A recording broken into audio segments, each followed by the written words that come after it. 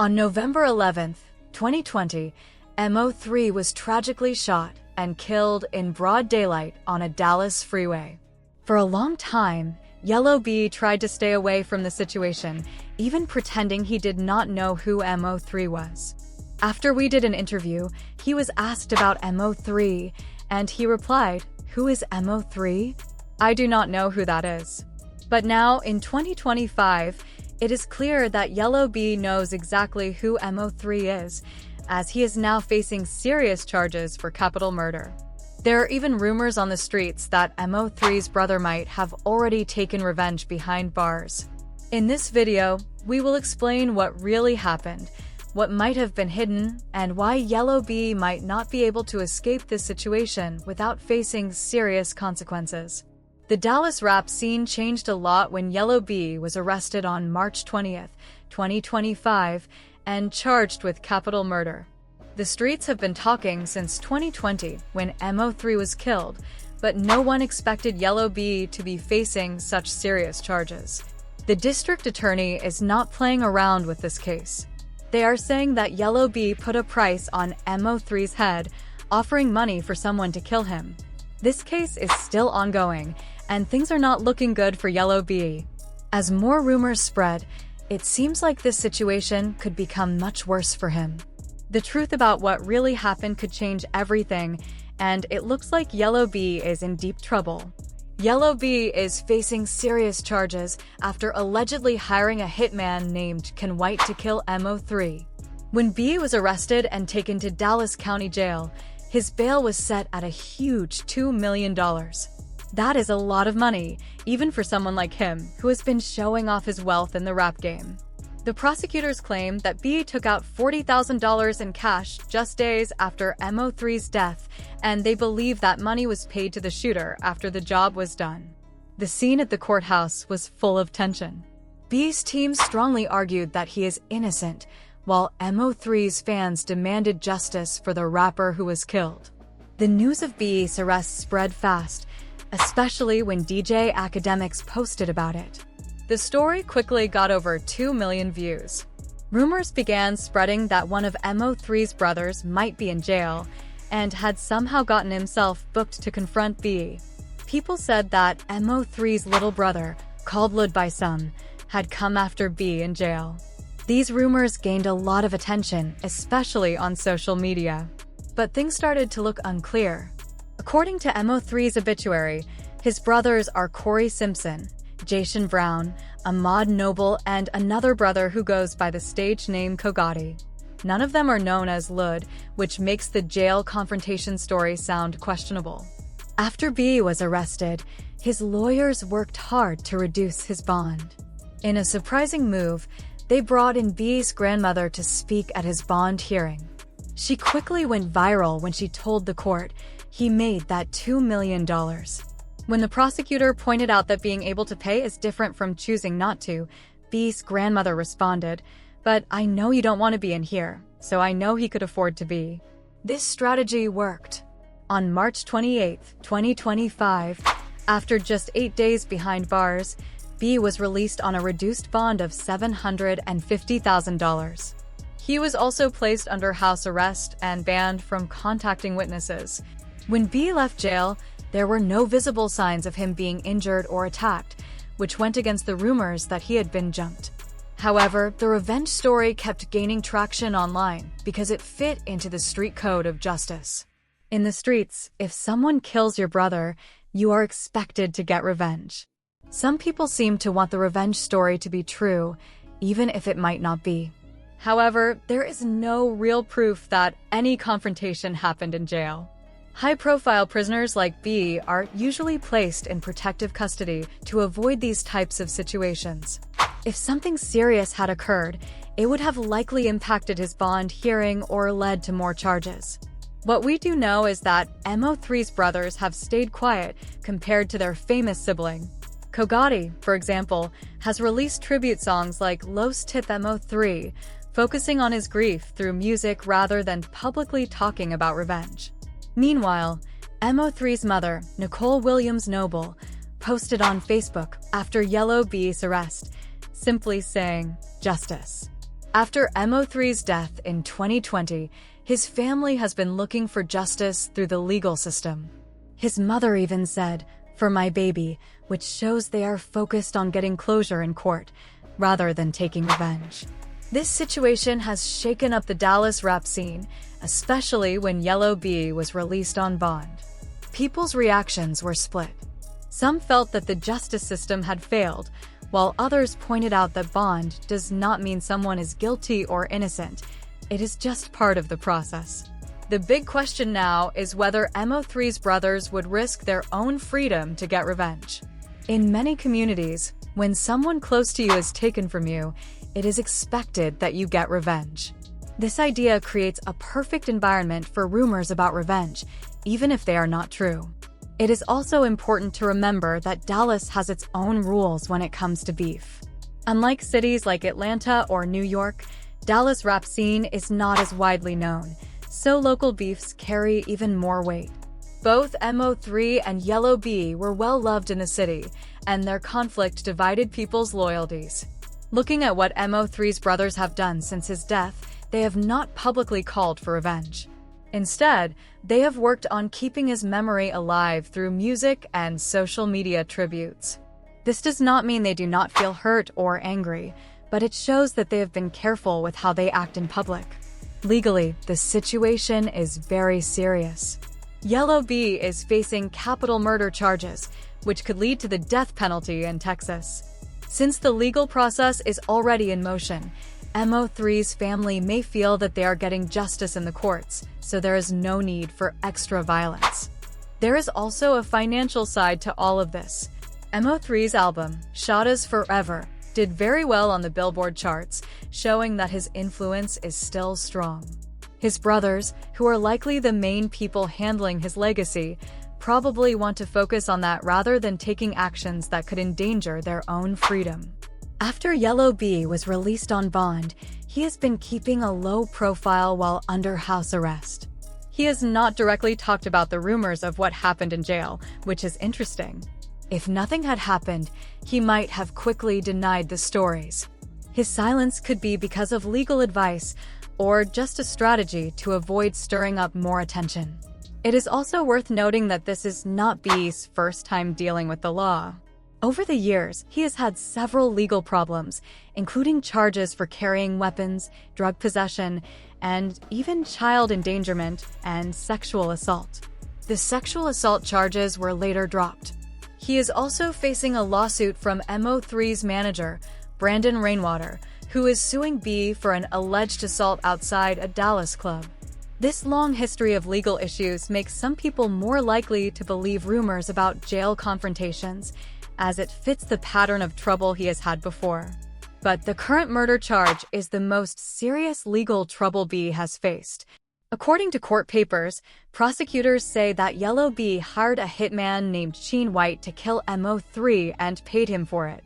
White has already been named as the shooter, and another person, Devin Maurice Brown, was also charged. Evidence places him near MO3 before the shooting. This case has shocked the Dallas rap scene, leaving fans to wonder how their rivalry could have led to such a tragedy.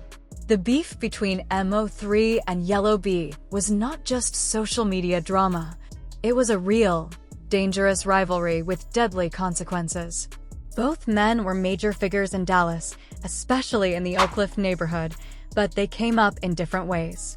MO3, born Melvin Abdul Noble Jr., became known for his honest and emotional music that connected with the struggles people face every day. Yella Beezy, born Marquise Conway, became popular for his catchy songs that were made for the clubs. Despite their differences, both were big stars, and their feud ended in a tragedy that no one could have predicted. DeAndre Conway, also known as Yella Beezy, gained fame with his 2017 hit That's On Me, which made it to the Billboard Hot 100 and helped him secure a spot in the mainstream music scene. The exact reason for his beef with MO3 is still unclear, but many believe it started in the mid-2010s when both artists were trying to rise in the music world. Some think it began over a woman, while others believe it was about who truly represented Oak Cliff. Whatever the reason, tensions grew and eventually spilled over into music and social media. At first, the beef stayed low-key, with both artists throwing subtle shots at each other instead of directly confronting one another. However, things took a major turn in 2018 when Roy Pate, a Dallas comedian and close friend of MO3, was shot. Pate died from his injuries in October 2018. Before his death, Pate had publicly called out Yella Beezy, accusing him of being a fraud when it came to representing Oak Cliff. Then, just one day after Pate's death, Yella Beezy himself was shot in a drive-by on the Sam Rayburn Tollway in Louisville, Texas. He was hit 3 times but survived. Many people in Dallas rap scene believed that MO3 or his associates might have been behind the shooting as payback for Pate's death. Though the police never officially solved either shooting, the timing and circumstances led many to think the two incidents were connected. This is when the rivalry moved from a simple competition to something much more dangerous. Instead of backing off after the violence, both artists continued to escalate things. In 2019, MO3 released a song called Slide on M, where he rapped, "I'm going to slide on him. Lord forgive me soon as I go ride on him, turn you into a memory," which many people took as a threat. The next year, he released Beat Him Up, which used Yella Beezy's voice saying, "I beat him up, I did," seemingly mocking him.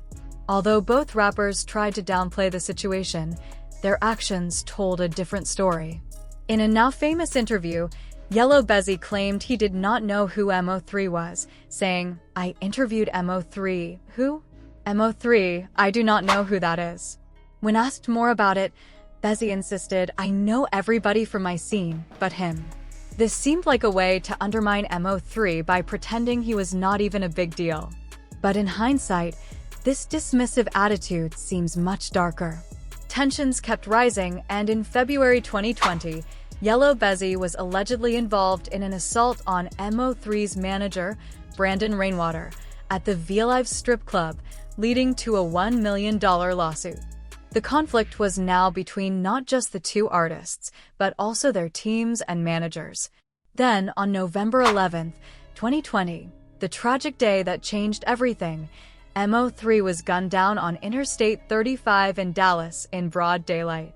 According to police reports, MO3 was driving when another car started following him. MO3 tried to run on the highway, but the gunman chased him down and shot him multiple times. An innocent bystander was also hit but survived.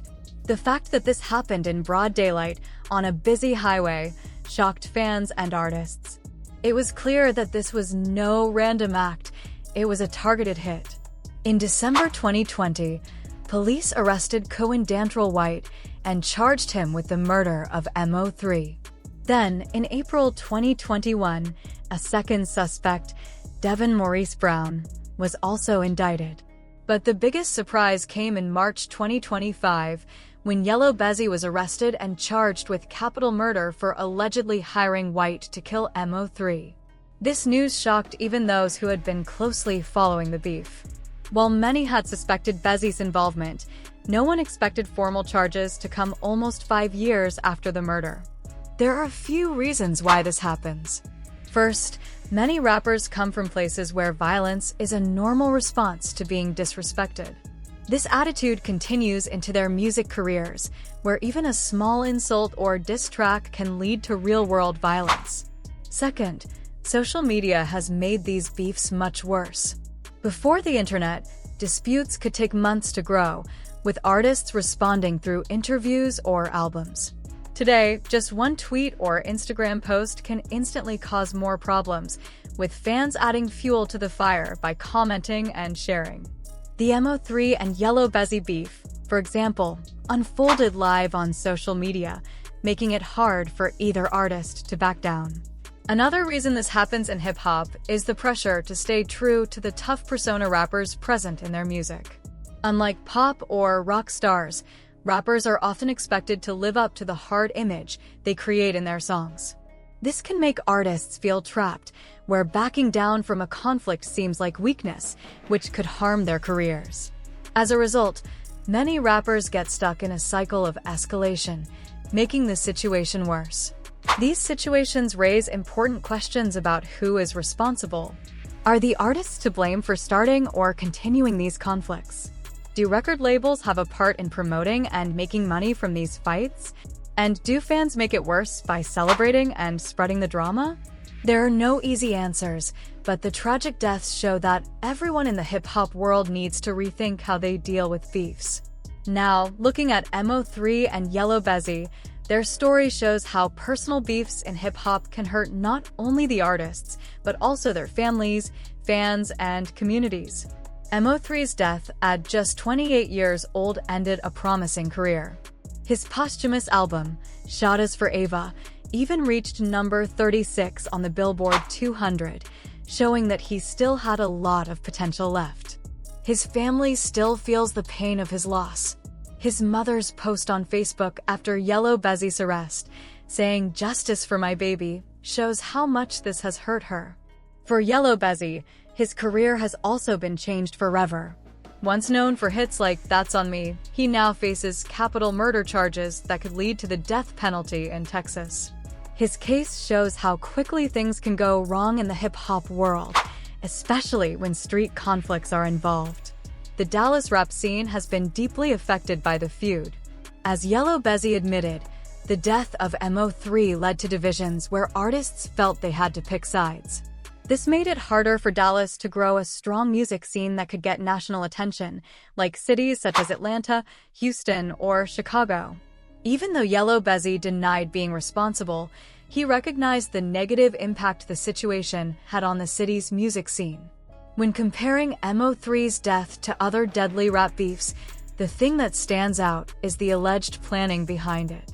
Many hip-hop murders happen quickly, in the heat of the moment. But prosecutors claim that Yella Beezy hired someone to kill MO3, which would make this a planned and calculated crime. This is different from many other rap-related murders, where the artists themselves are directly involved. If the accusations are true, it shows how far some people are willing to go to settle a beef, even if they use others to do it. Looking at the pattern of violence in hip-hop, it is clear that the culture is facing a serious issue that needs to be fixed.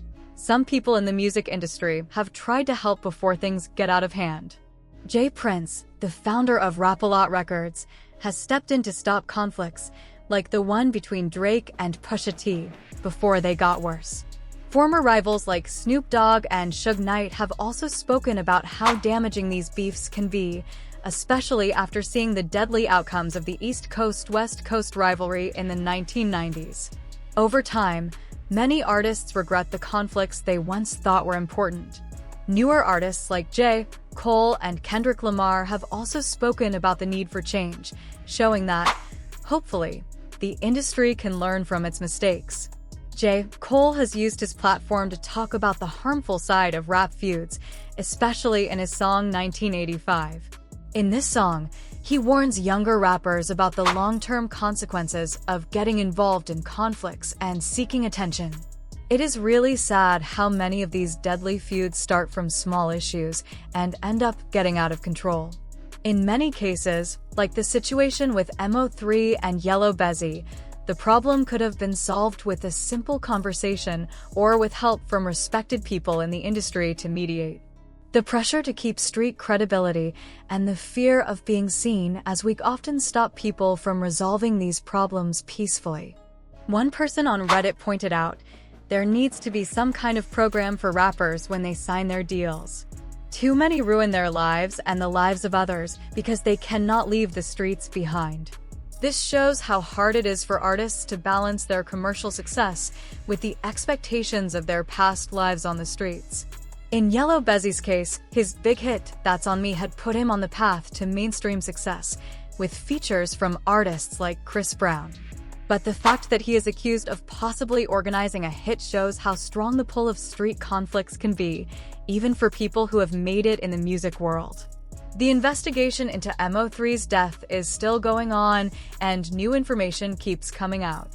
While Cheen White has been named as the shooter and Devin Brown has been charged in connection with the murder, the most shocking part is the claim that Yella Beezy might have been the one who planned it.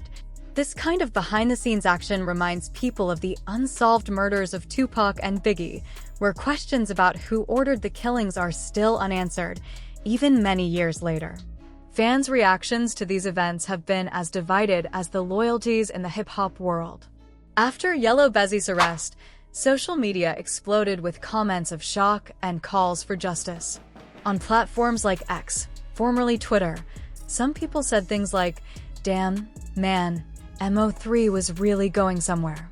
He had a unique sound," while others said things like, "He is just asking to spend his life in jail." On Reddit, people's reactions were just as strong, with one person writing, "God is good. Every person involved in MO3's death needs to be locked up for life." Fans clearly want justice, especially for MO3's family and his brothers. Yella Beezy's arrest might be the beginning of a path toward closure for everyone affected. Instead of continuing the cycle of violence and revenge, it seems that the family wants to seek justice through the legal system. This is a quieter and less dramatic approach than what fans might expect, but it could be the one that finally ends the deadly cycle that has taken so many lives in hip-hop. However, whether this approach will truly work is still uncertain.